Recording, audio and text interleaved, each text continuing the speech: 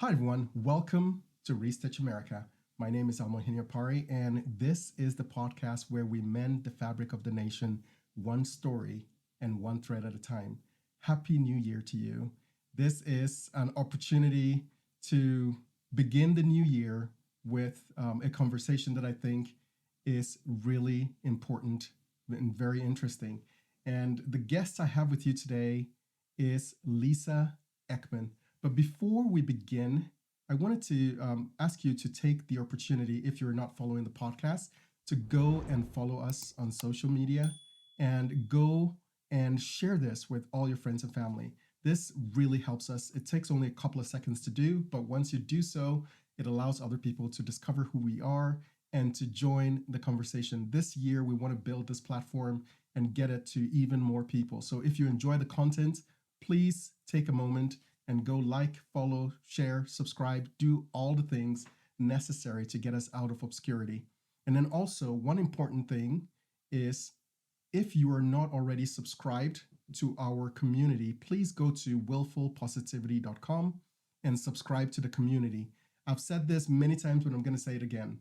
The reason the community is important is because I write an article nearly every day, and the article that I write become the basis for the conversations we have during the podcast. So if you subscribe, it allows you to have a heads up on some of the discussions we're going to have, and it allows you to take what you read from the article and actually see it expressed and discussed in more depth with our guests. So today's article is an article I wrote a couple of days ago titled The Tolerance Paradox. The Tolerance Paradox. And I'll explain what I talked about in the article here shortly. But before we begin, I would like to introduce you to our guest for today. Her name is Lisa Ekman. And I'm going to give Lisa a couple of minutes to introduce herself and tell us a little bit about her background and how she decided to get on this show and share her thoughts and her story. Go ahead, Lisa. Welcome to the show. Thank you so much. Thank you so much. It's a pleasure to be here. Thank you for having me, Alma, and thank you for what you do. My background is I was a lifelong bleeding blue Democrat. I grew up with liberal parents. I like to say they were hippies who did not do drugs, if that's not an oxymoron, but some people think it is. I really grew up to really believe in this country, believe in the principles and values behind our Constitution, and to understand the unique place America has in the world, with things like the First Amendment that allow us to sit here and have this conversation. And I spent 20 years working in Washington, D.C. as a Democratic advocate and lobbyist, working on disability policy, mainly trying to make federal law more supportive of people with disabilities. And I did that in pretty much every side of DC you can think of. I worked for nonprofits in DC. I worked for government contractors. I worked for a federal agency. I worked for a couple of senators in the United States Senate, and also worked helping to administer a political action committee. So I kind of got to see the good, the bad, the ugly of DC. And I'm sad to say over my 20 years, there was a much bigger focus on the bad and the ugly than the good. And when I got to Washington, I arrived full of hope and positivity that I could make a difference, make our country better, improve our country for everybody who lived here, regardless of what they look like, where they came from. They were Americans, and to me, that was the important part. And when I first got there, I really thought, I'd go to these meetings. We have really good faith conversations where everybody is working for that same goal and would be willing to come up with compromises, that they might not get everything they wanted, but they could see us incrementally improving the country. Sadly, over time, that really seemed to change. And I started to see on the left this desire to control the way that people spoke, the way that people thought, and the idea that the idea that there was only one way to be a good American, and if you didn't agree exactly with what they thought, then you were a bad person. And I started to see some of those fundamental values that I believed in our country, of us all being equal and us all getting equal opportunity and us all having the ability to speak our minds and have good faith conversations about our differences to try to come to a way that we could coexist and thrive together, into people getting shut down and canceled.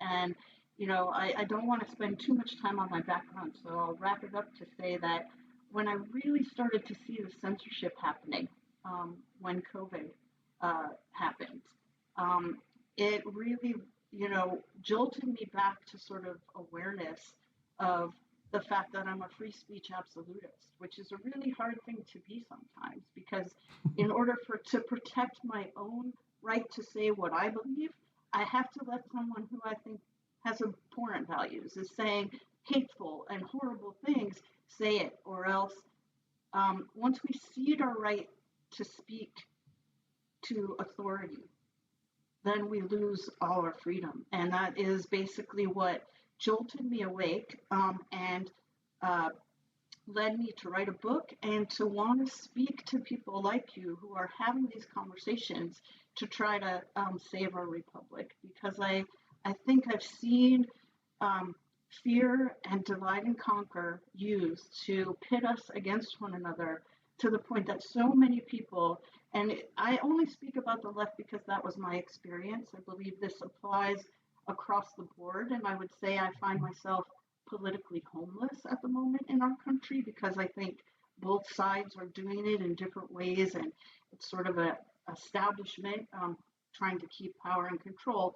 But basically, to speak up, because that it's and the fact that I do believe that we have to be able to agree on some objective principles or objective truth if we want to remain a a country. Everybody, a lot of people say, united we stand, divided we fall. Well, the more they divide us and pit us against each other, and we stop having these conversations about what our foundational values are and what they're supposed to be, without attacking the person, without um, assuming that the person is morally inferior, uh, the more we let that go on, the harder it becomes to reunite in a way that is positive for everyone and everyone can thrive. And so that's what led me to reach out to you to want to have a conversation with you, and why I am trying to have as many conversations as I can about this. Because if we lose the ability to speak to one another, we will believe what is spoken at us as opposed to who people really are. And so I really thank you for having me on today, and I'm really looking forward to our conversation. Oh, thank you so much. This was quite comprehensive, and it gives us a sense of who you are, where you're coming from, and also what you believe is important. One of the things you said that I really liked is this idea of being a free speech absolutist. Now, this is very difficult, and unfortunately, all around the West, especially in places like the UK, Germany, um, we are taking for granted our right to free speech in America. There are people who are sitting in jail today because of something they tweeted that was deemed to be offensive, right? These are not threats people are, putting out, or these are not, um, preaching violence or trying to instigate violence, but they said something that upset somebody. And so free speech is important. And I love the fact that in every tragedy, there is opportunity for people's eyes to be opened. And it appears that a lot of people had a reality check with what happened with COVID, right? A lot of people had a reality check. A lot of people, and I think naturally people who are on the left have the tendency to assume that government is noble and that the people who are in government are above reproach, and their goal and their aims are only to seek the good of mankind and nothing else. And with that framework, they tend to trust a lot more. And a lot of people saw things that they realized, I can't stand by this. I can't stand by this. And if we allowed this to happen, are we any different from the countries that we decry every day when we talk about freedoms and we talk about our rights and our First Amendment and so on and so forth? So thank you so much for reaching out and wanting to have this conversation. Now, as I said before, the article that we'll be using for the basis of our conversation today is titled The Tolerance Paradox. And this is a terminology that I didn't come up with, actually. I saw a video recently that talked about this idea of the tolerance paradox. So in general, tolerance is defined as, accepting something that you may not 100% agree with in order to maintain something higher, like peace, like unity, like tranquility, like, the ability to live together peaceably with one another, even though we may not agree on everything. So there may be things that I don't necessarily enjoy, but I'm willing to tolerate for the purpose of something higher. However, the mistake that a lot of people make is that they have taken tolerance and elevated it to a virtue in and of itself, which I believe is fundamentally wrong. Tolerance is not a virtue in and of itself. Tolerance is a tool that can be leveraged for certain purposes. And what that means is that tolerance is not something that we aspire to by itself, but it has to be something that we use to advance the things that we believe are true, or the things that we believe will not harm us, even if we don't agree with them. And that is the kind of discussion I want us to have today. So in the article, one of the things that I pointed out here is I said, we must be honest about what tolerance actually is. Tolerance means putting up with something that we find disagreeable or wrong for the sake of a higher good. That higher good might be peace, patience, mercy, or the hope of repentance and restoration. But tolerance itself does not tell us what is good. It does not tell us what is right. It does not tell us where the line must be drawn. A society that elevates tolerance above virtue ends up tolerating everything but virtue itself. And this is the paradox, right?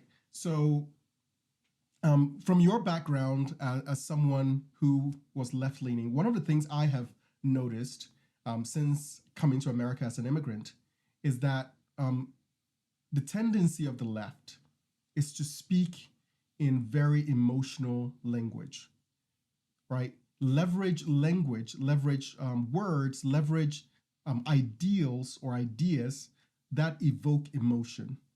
And emotion, I believe in many cases, is a shortcut to getting people to some sense of solidarity without requiring them to actually apply critical thinking, right? And so would you rather explain something to someone in a way that they have to critically assess what you're saying, or would you rather use a vehicle that lowers their critical thinking and asks them to think in a way that bypasses logic and fact in order to achieve a certain goal? So one of the things I noticed was when you say something like, let's have law and order, the response will be something like, but what about, the person who is hungry and is only stealing because they don't have the things they need? And this is something I believe in the past AOC talked about. It's like they're only looting for bread, and yet we watch the videos and we're seeing them grabbing jewelry, seeing them grabbing expensive electronics. We're like, no, that's not what is happening. They're not looting for bread, right? So let's talk about that. What about the left kind of gravitates towards this kind of emotional way of looking at things and leveraging tolerance as the virtue that should allow us to basically let our guards down and allow people to do whatever they want? So there's a lot in there in that question, and so let me try to come at it from a couple of ways. I think one thing is that fear is used as a motivator. You know, when you have policy ideas, actually I'll go back to something you were talking about the left and their trust in the government, and I think it's really important to understand where that comes from, and a lot of that is from indoctrination in school. And a lot of people on the left are highly educated. Me myself, I spent 9 years in school after I left high school. I have a law degree, I have a master's in social work. Well, what does school teach you? It teaches you that authority is always right, that um, don't question teacher, don't ask, don't actually critically think. Regurgitate what we tell you and you'll get a great grade. Start challenging us and you're probably not going to do as well. So there is this form of obedience and trust in the government on the left that is often coming from that educational background and indoctrination through school. And so, but when you combine that with the use of fear, and I think COVID is a perfect example, we can look at how much they used fear to get people to comply with the government. And what I would say is, I am a free speech absolutist, but I'm also really a First Amendment absolutist. And I think it's important to understand that there's way more in the First Amendment than just free speech. It is about our freedom to assemble. It is about our freedom to associate. And it's about our freedom to travel, even though that's not explicit. The Supreme Court has said in order to be able to associate and assemble, you have to freely travel. So our First Amendment protects, it enshrines all those natural born God given rights that we have. And every single one of those was immediately disrupted by the government response to COVID. And if you were asking any questions about that, you were immediately met with outrage about how dare you potentially question whether or not this makes sense. Because now we know that they didn't have the science to say COVID was as deadly as they were telling us. We now know that it isn't actually much different than the annual flu was. And in fact, it didn't affect children as badly as the annual flu did, and all of these things. But we weren't allowed to question that. And fear was used as the way to create the reaction of not asking questions. And why is that important? Well, fear shuts down most of your brain, and you only use your what I call the reptilian survival brain that's in your brainstem, and it has only one thing that it cares about, and that's being safe. And so when you get someone to that and you say, and this is someone who has been indoctrinated to trust the government and really to trust the experts. And I think this is one of the things that really came undone during COVID for a lot of people, because you would hear the experts say one thing and then they'd say another, and we're supposed to just accept both of those things, but they couldn't both be true. But when the expert tells you that and the government tells you that, all you want to do is be safe. So you're going to immediately attack the person who is potentially keeping you from being safe. And that gets you to not critically think, to not ask any questions. And the basis of identity politics also in the US is fear. And so all of these things are used to get people not to question, not to think, and to blindly obey what authority and the government is saying. And I think to relate it back to how does that relate to tolerance? Well, it is combined with what I would say conditioning towards selective compassion. And here I could talk about gender ideology and how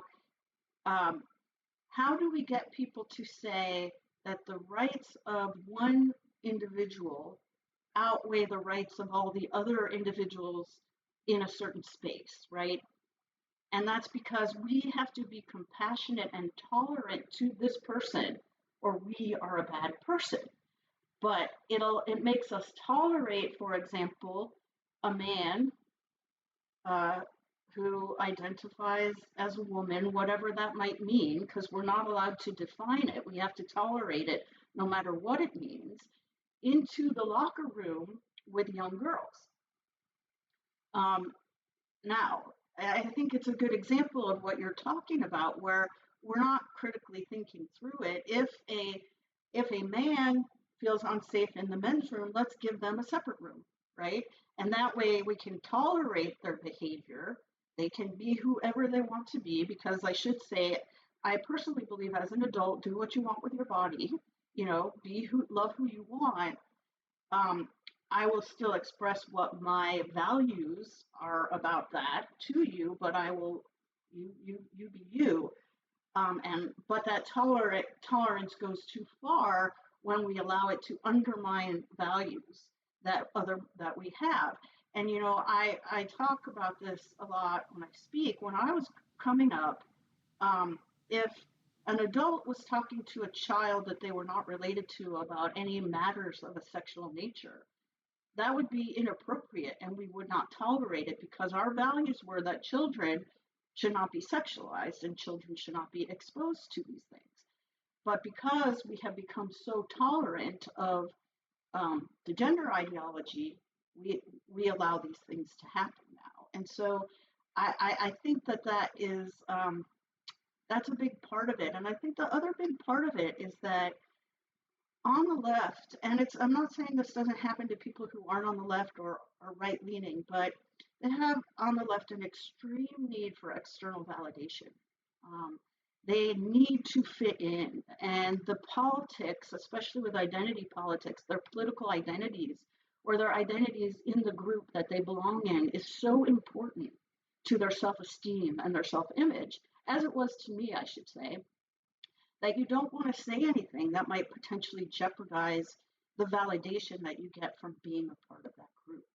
And so, if everybody else in that group is tolerating whatever it is that they have to tolerate to be accepted as a member of that group, people are going to tolerate it as well, because they don't want to be ostracized. And with the advent of social media in the early 2000s and the cancel culture that followed that, the threat of being kicked out of that group became enough to keep people quiet. And we slowly saw these things happening, from letting people into restrooms that we would in the past have kept them out of, to now teaching pronouns to 6-year-olds in Exactly. school. Yeah.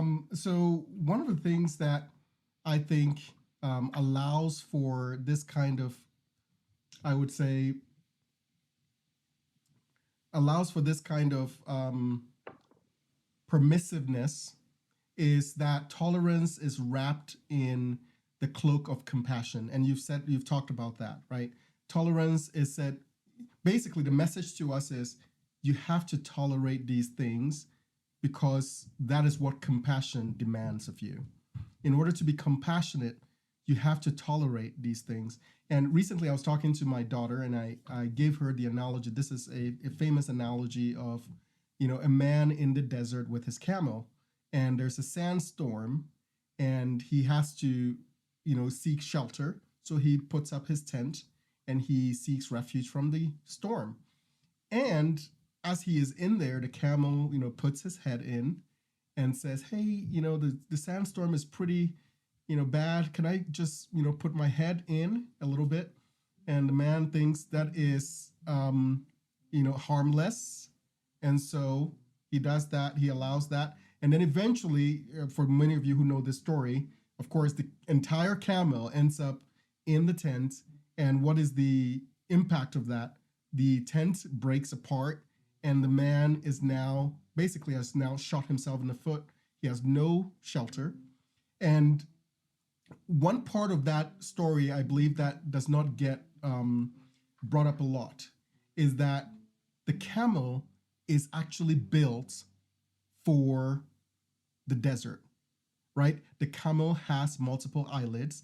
The camel is built for the desert. And so the fact that the camel is asking to seek refuge, that in and of itself is a lie. right? That is a lie. And tolerance, in some cases, allows you to tolerate something that you know is a lie by hiding the fact that it is a lie.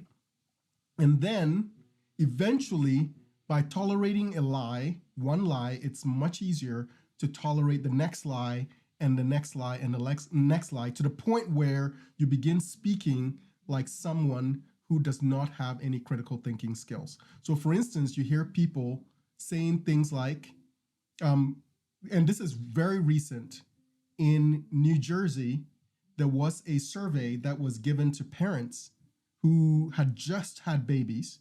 And in that survey, these parents were asked what the gender ideology of their child was. Basically, they were asking parents who had just given birth, asking them, do you identify this baby as male or female? Do you, what are your pronouns for this baby? And things like that.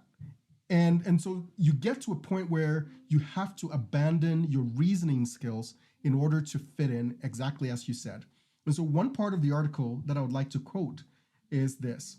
It says here, civilization is not built on limitless permission. It is built on shared moral boundaries. Every functioning society draws lines. Every healthy community says this is allowed and this is not.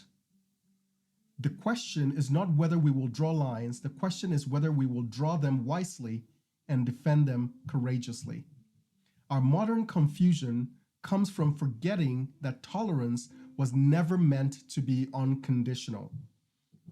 That is the bottom line. Tolerance is not meant to be unconditional. And one of the things that I believe has happened to America is that because of our unfortunate history with injustice and prejudice, it has created this wound in the psyche of historians and philosophers, such that they leverage that wound to ask us, or to basically make the claim that we have no moral high ground to demand any standards from anybody. So basically, we are slaves to our past, and by being slaves to that past, we have no right to then say, going forward, this is our standard of morality. And that has become the cover for a lot of these things, because you look back and people say, well, you know, we have a history of prejudice and marginalized people have been struggling in America and so on. And therefore, you need to tolerate anything we throw at you because you don't want to go back to the bigotry of the past. So our unfortunate past has been used and leveraged to hold us hostage to a limitless tolerance regime. And I am labeling that the tolerance industrial complex, right? It is, and basically what that is allowing us to do, is forcing us to do, is to actually tolerate our own demise, right?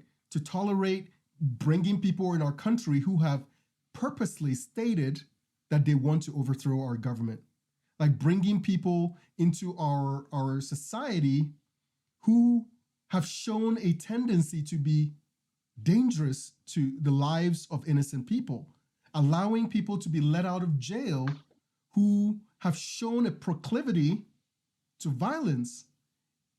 People, and unfortunately, innocent people end up as the victims of this kind of mindset, right? Any thoughts on that? Yeah, I think, there is, I talk about this as I have a little subsection in the book on entitlement, accountability, and I'm forgetting what the third one is, but basically, extreme tolerance is the opposite of accountability. It is about not being responsible for your own life and your own choices because you expect everyone else to tolerate you because of this past that you're talking about. It is about, I think it goes to, when it gets that extreme, it goes to the point where merit doesn't doesn't matter. You are entitled to certain things simply because you exist, and you must tolerate that in me because of this extreme tolerance, if that's um, who I am. And I think also what it does is, you know, it removes any thought of objectivity in our exchanges. That um, one of the things that I think does really matter is someone's intent when they say something, their intent when they do something. Um, and we have gotten to the point where we've completely removed that from judging whether someone is being discriminatory or judging whether someone, and that there are certain things about being held accountable that, in this instance, as you talk about, is is a is a function of whiteness that we need to get rid of because of this past, for example. And so, I talk about this a lot in the book, and I want to make it really clear. Real discrimination exists, and there are people who discriminate, but it's gotten to the point where everything is just is racism, everything is sexism, everything is discrimination, everything is um, homophobia, and when everything is, then nothing is. And when you divorce actions from the intent of those actions completely, then you, as uh, the person on the quote unquote receiving end of it, get to justify any behavior you have because that other person was whatever ism or phobia you want to put in there. And we have a total lack of accountability and we live in a society where you could have 10 people watching the same conversation and have 10 different opinions about whether it was any of these things, and they all have to be valued just as much. And part of what happens when authoritarians take over is they become the ones that get to define what's real and Mhm. what is objective reality. And so I think it's been part of an effort to get people on the left to accept. And I'm sure there's that on the right as well, but my experience is on the left, so that's why I'm speaking of it that way. But to get people to look to the government to say, or to look to the HR department or the admissions department or whatever it is to say what the reality of someone's um, experience is, um, and then if I'm an individual who is actually in the middle of that conversation, uh, my intent didn't matter at all. Whether or not, I, um, let's say, fired you from your job because you never showed up on time doesn't matter. What matters is that you believe that I fired you because you're transgender or because you're a woman or because you're black or because you're old, even if you couldn't do the job. And, I think part of it also comes back to as a society, you have to make a choice whether you are an individual rights-based society or a collectivist society. And in an individual rights-based society like our constitutional republic is here in the United States, um, merit matters. You are responsible for yourself. And uh, that is not to say that we didn't have legal discrimination in the past. That is not to say that people don't face certain obstacles that other people don't because of that. But what that is to say is that if you move too far towards the collectivist side and toleration of this subjective view on what is right or wrong, we end up with a situation like we have now, where I literally think people live in different realities. Alma. They don't live in the same reality. Um, and I talk about it as fundamental principles. You talk about it as virtue, I think, in the article. But we don't agree on the same fundamental principles, and when you don't, and then you allow this subjective view of what language means, then you create a lot of challenges in being unified, and you make it really easy to dehumanize and other people. Exactly. Exactly. So I have a question for you. So one of the things that always comes up when you talk about, tolerance and so on, is people have adopted this idea of I want to be my authentic self. And what that means is that any standards that you impose on me is basically denying me who I truly am, right? And so where when you think about that approach, um, how do you respond to people who are saying, for instance, this is my true self, you know, um, and you are basically with your virtues and your morality and your standards, you are impeding the expression of who I really am. Like, how would you respond to that? That's a good question, but I think my response to that would be this: you have every right to be who you truly are, but you don't have any right to make me be a part of it. And that's where the challenge comes in. So if I own a business and you want to be who you truly are, you can do that, but that doesn't mean I have to hire you when who you truly are doesn't fit with the business that I have. If who you truly are, if I, again, I'll use a business, but if who you truly are, if I own a business, I have a right to set expectations for all of my employees, no matter who they are. And if who you truly are doesn't fit, you have a right to be who you truly are, but you don't have a right to work at my business, which this is the expectations for my employees. And so I think part of what I think the issue becomes is I believe in everyone's freedom to do what they want as long as it doesn't negatively impact someone else. And as long as it doesn't require someone else to not authentically be themselves. The great thing about the right to associate that we have, our natural born right to associate in the First Amendment, is that if you don't like me, you don't have to come around me. And if we don't agree, we don't have to be best friends.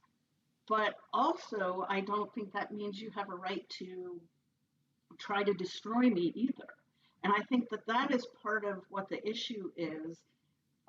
When you have this extreme level of tolerance along with a belief, and I think on the left it is really there, the belief that they are morally superior to people on the right.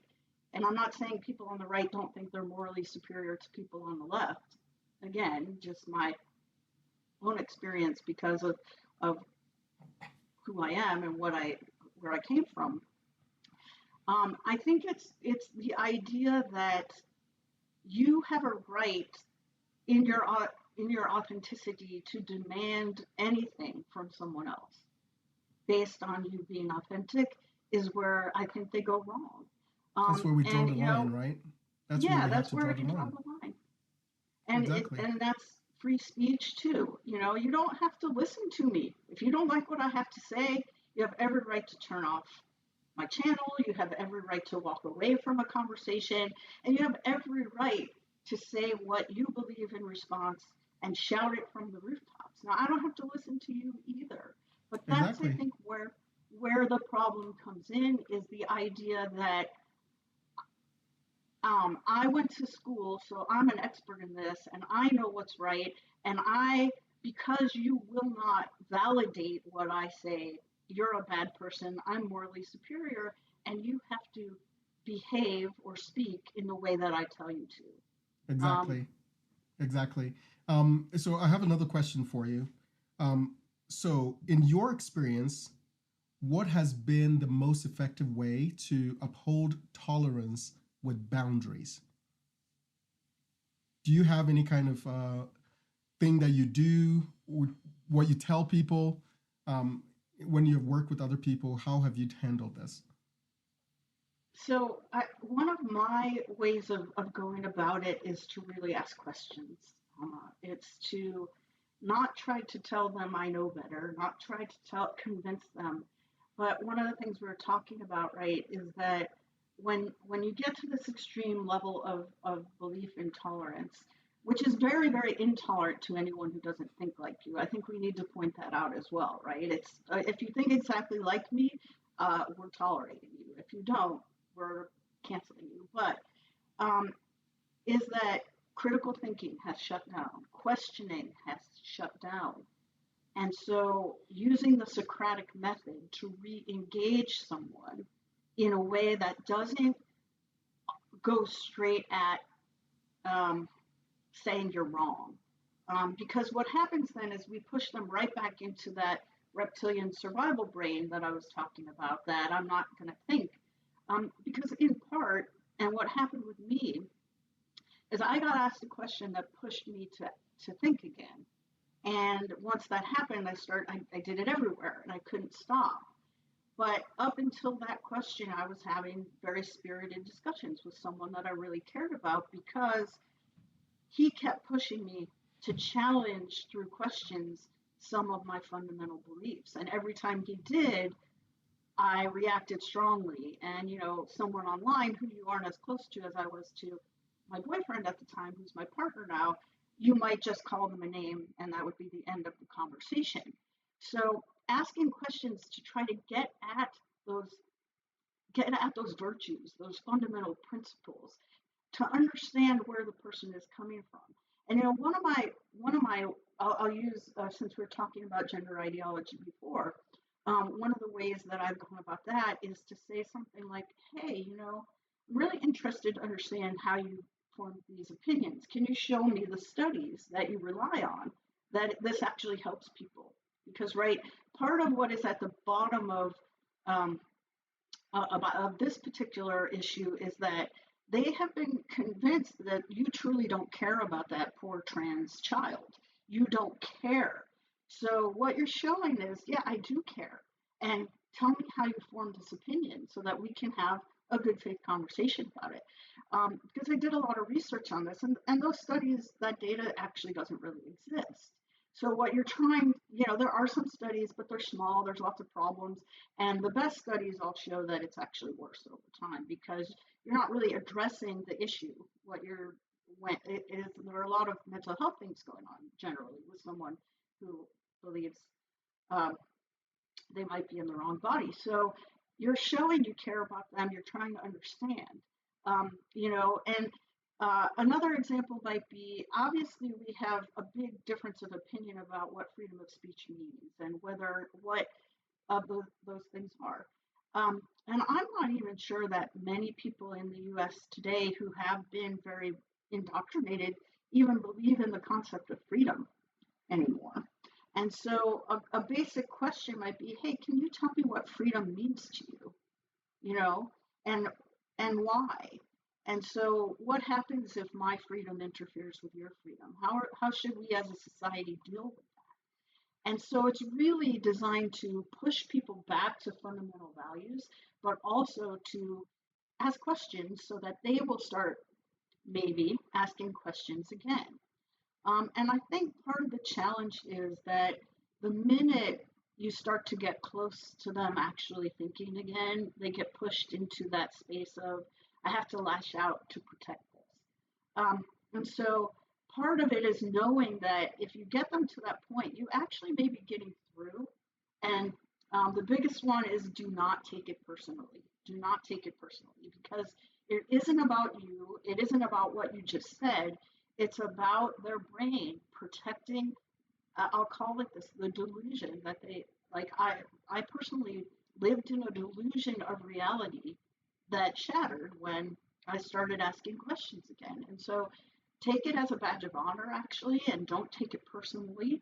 Um, and know that even if they don't admit it in front of you, you may have planted a seed in their mind that may then, get fertilized by something else and germinate and bloom into a truly free person who can then balance virtue and tolerance I love that.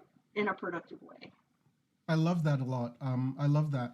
I think a lot of times you meet somebody in a conversation, and I see this a lot on social media. I see a lot of, these people who go to the protests and interview people.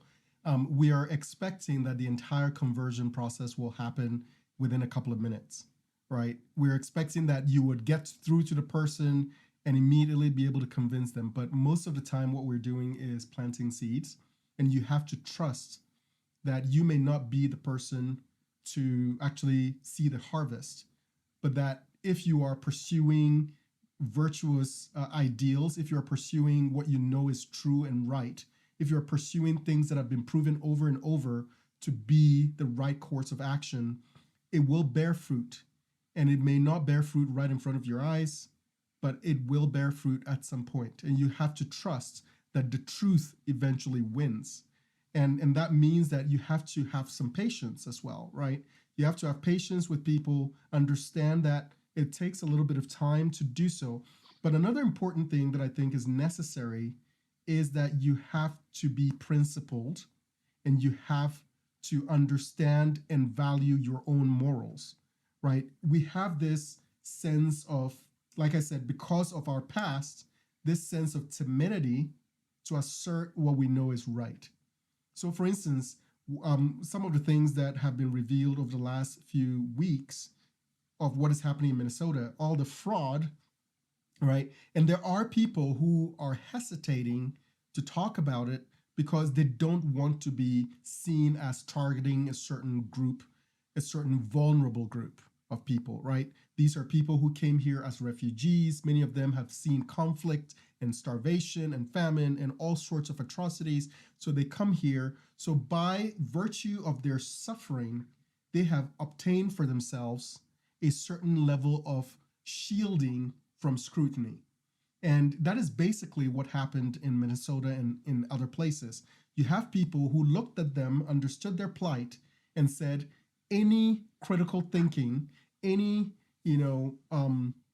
investigation as to what they were doing and the activities they were engaging in, even though the red flags were glaring, that can be construed as targeting a vulnerable group. And because of that, they were allowed to, so far the estimate is billions of dollars lost because of this paralysis that came upon by foisting virtue onto a certain group of people just because they have suffered in the past. And so in the same way, one of the ways that people on the right get castigated by the media and activists is always by this idea that you are attacking Black and brown and marginalized people, right? That's the message. It's always about attacking Black and brown and marginalized people. The funny thing to me is it is incredibly bigoted to assume that people who are Black or brown or marginalized have a defective sense of morality of some sort. So we have to give them some special level of tolerance because somehow they can't understand the true difference between right and wrong, which is, I think, way more bigoted than expecting higher standards from people, because you expect that by virtue of their humanity, they have the ability to understand right from wrong. So let's talk about this. My next question, as we draw to the end here, is how can individuals like you and I develop the courage to practice principled tolerance rather than the passive tolerance? So I think the first thing is it really is just about, part of it is about not caring what people think of you. And part of it is just caring, for me, it was caring enough about the country that I love. And, I spent my life, I'm a lawyer by training, I was a competitive debater. I spent my life believing that if you have the truth, you have the data, you have the evidence, you have the truth, it's worth speaking. And in the end, you will prevail. And I don't want to put it as a prevailing as like we're in a war, but more that truth wins in the end. And so the first thing is that, not caring about what people think about you. And I think there's a couple of things. You said patience. Patience is a big one, but also compassionate. And starting from the premise that this person who may call you a name is not a bad person, but they have been misled, and they have been led to a point where, you call it the paradox of tolerance. I think his name is Godside. He calls it suicidal empathy, and I think that um, we have to understand that we are literally in a fight for the survival of this country. We really are. And when are you going to stand up when um, people, you mentioned the UK, I think 12,000 people were actually arrested last year for speaking. And we've had a situation in the US where someone was assassinated just for speaking. And so it is not hyperbolic to say that we are reaching a point where if we don't speak up, um, we may reach a tipping point where it's too late to do it. And I think freedom, truth, um, are really important things to fight for. And also to always keep in mind that your intent actually does matter. It isn't just the words. If you're speaking this truth and someone else says it's homophobic or transphobic or sexist, but it's truth, and your intent is not to hurt people, but to save the country, that matters. And the other thing that I think matters a lot is the more of us that do, the more people will feel emboldened and empowered to do so. And so I think that, I retired right at the beginning of COVID from the work that I was doing in Washington, D.C. And part of, I think, what helped free me is there's nothing to cancel me from. You can't, I don't have a job, and that, again, I was jolted awake to remember what my fundamental values are, that there is actual virtue, that truth matters. And so knowing those things, and the last thing I'll say is, even though we've talked about how compassion can be manipulated and compassion can be then weaponized into anger and through fear, be compassionate. Understand that the person that is uh, attacking you for wanting to set these virtue um, grounded boundaries around tolerance um, has compassion too, but that compassion has been used to turn them into the person that you're talking to. And by using your compassion, um, being strong, being brave, being patient, one conversation at a time, we can make a difference. Thank you. Thank you so much for sharing that. So, just to wrap up, I want people to know where to find you. And you talked about your book. Tell us a little bit about your book. What is the title? Where can people find it? Sure. The title, which is somewhat incendiary because I will say I was a little mad when I wrote it as I woke up to all the things that were going on, but it's called Deprogramming Democrats and Uneducating the Elites. And again, I say because that's where I came from. I think, and notice very carefully, it's deprogramming, not reprogramming. I don't want anyone programmed. I want people thinking for themselves and asking questions. But you can find it on Amazon. You can also check out my website, which is deprogrammingdemocrats.com. And I am deprogrammed dem on X. Okay. Thank you so much for sharing that with us. So, deprogramming Democrats and how to uneducate the elite. I love that. I love that so much. And one of the things I would say to kind of wrap up here is tolerance has to always come with vigilance, right? You cannot tolerate the saboteur. You cannot tolerate the thing that becomes your undoing. Tolerance has to have prudence associated with it.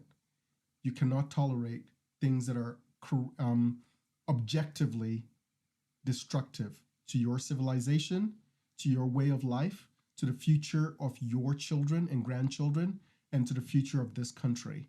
And that is important. We cannot be ashamed of our own values, irrespective of our past, irrespective of the fact that we did not always live up to the founding ideals of this country, we cannot allow those past mistakes to saddle us from making the right moral choices today. That is really important. And my hope for everyone is not only to think about this in the abstract, but actually evaluate your own life and ask yourself, have there been times when you have been a little too tolerant? I like this phrase that I think is really interesting. It says, you can't have a mind so open that your brain falls out. Right? You have to have some limits around what you're doing and ensure that your limits are founded in reality, are founded in pragmatism, are founded in human nature, and not founded on bigotry, not founded on, an irrational hatred for other people or xenophobia, not founded on those things. Because funny thing, if your morality is founded on immutable principles, you find that it attracts people from all walks of life.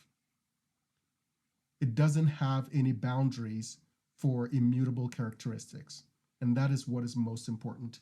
So thank you so much for joining us today on our first episode of 2026. Restitch America is here to stay. So join us every week and let's continue to mend the fabric of our nation, one story and one thread at a time. Thank you very much. We'll see you next week.